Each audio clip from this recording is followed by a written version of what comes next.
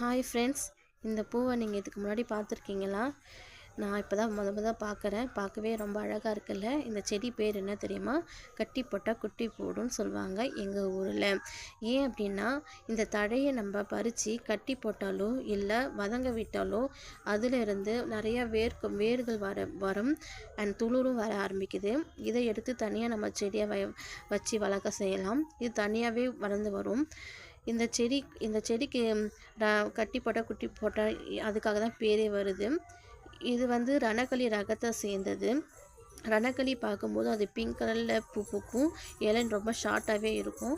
ஆனால் இதனுடைய இலை வந்து ரொம்ப லென்த்தாக இருக்குது. இதனுடைய பூ கூட பார்க்க லைட் பிங்கிஷாகவும் அண்டு ஏதோ க்ரீன் கலரில் இருக்குது. ஏதோ விதை இருக்கிற மாதிரி தான் இருக்குது. பூ பார்க்க ரொம்ப அழகாக இருக்குது. இது கிட்னி ஸ்டோனுக்கு யூஸ் பண்ணுறாங்க. நிறைய ஊரில் பார்த்தினாக்கா இது வந்து பேய் வெரைட்டி சொல்கிறாங்க.